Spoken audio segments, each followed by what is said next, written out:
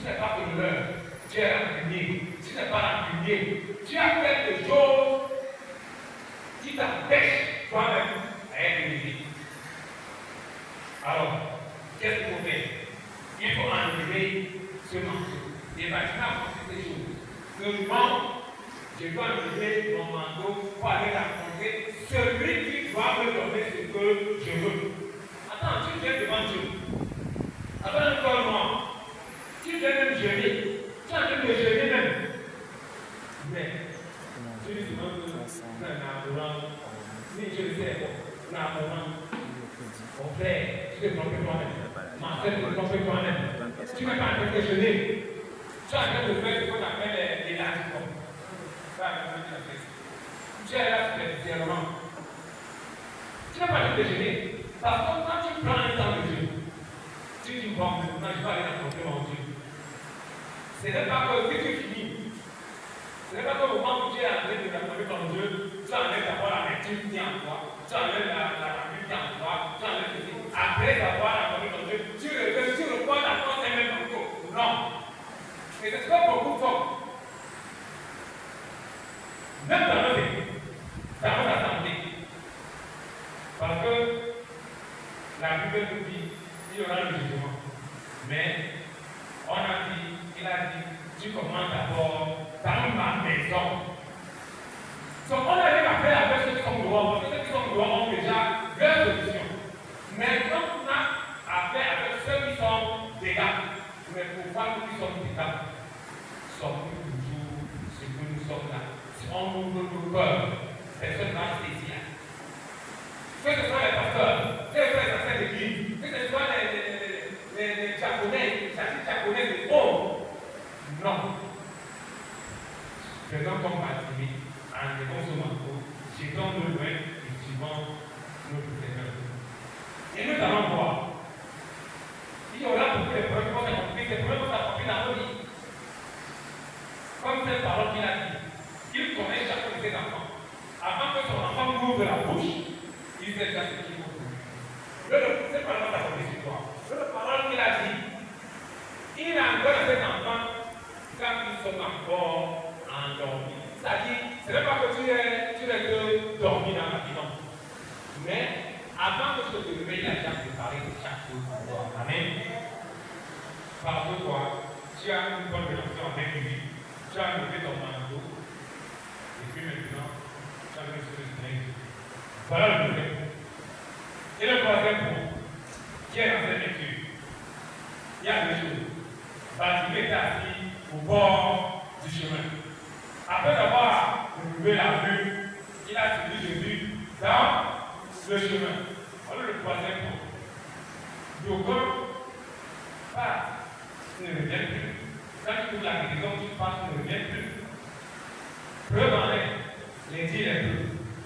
Les dix lépreux, tous les dix lépreux étaient guéris. Mais un seul de la Bible dit que c'est un étranger. Un étranger qui a vu que non, j'étais malade, mais maintenant je suis guéri.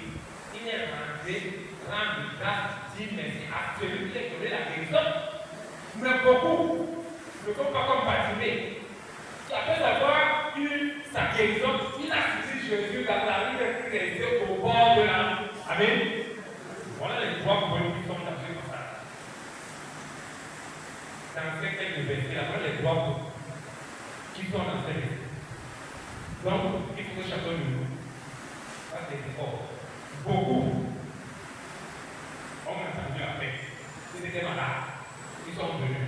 D'autres avaient un problème d'enfantement. D'autres avaient un problème de mariage. D'autres avaient un problème de travail. D'autres avaient un problème de ceci ou de cela. Ici, les enfants de Dieu ont prié. Ils ont eu une solution à leur problème. Ils sont aujourd'hui.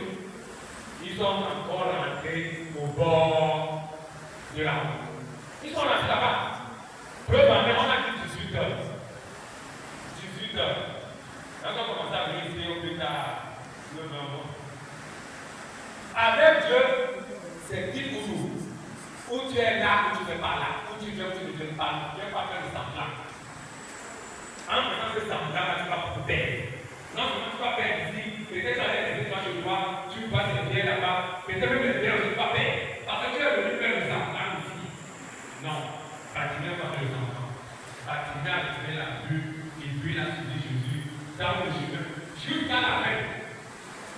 Les frères de baptême se dit Jésus jusqu'au jour où il est mort. Il a planté. Or, beaucoup ici, le chemin. Combien on est baptisé? Combien? Combien dans cette église consacrée? Combien de diaconais? Combien des archidiaconais? Combien de serviteurs de Dieu? Combien de. C'est-à-dire, je ne peux me faire ignorer. Ils sont où? Ils sont où? Ils ne sont pas là. Parce qu'ils n'ont pas compris une chose.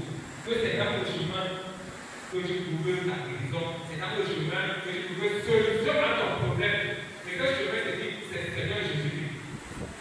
Il n'a pas le chemin. Parce que s'il n'y en a pas un autre, la Bible allait dire dans le chemin. Moi, j'ai toujours dit, tout ce qui est écrit dans la Bible, je crois en ça, c'est-à-dire je ne lis même pas. Je ne lis même pas un peu, même pas les secondes. Parce que cette Bible est écrite par les mêmes hommes, mais inspirée, les hommes qui sont inspirés par Dieu. Donc tout ce qui est écrit dans la Bible, c'est la parole de Dieu et c'est la vérité. Bien aimé, en cette soirée, et donc on va dire, ne fermons plus nos bouches. Ne nous laissons pas de filiation. Quand on dit là-dedans, il va voir. Enlevons nos couteaux, enlevons nos couteaux, que nous portions, enlevons ça terre, et servons Dieu avec un cœur humble, avec un cœur ouvert. Le troisième point, ne restons plus au bord de la route, encore dans le chemin, parce que ce chemin mène dans un endroit où personne ne sait où ce chemin mène, mais je suis sûr qu'à la fin de ce chemin-là, c'est la gloire. À la fin de ce chemin, c'est la paix. À la fin de ce chemin, c'est la bonté, la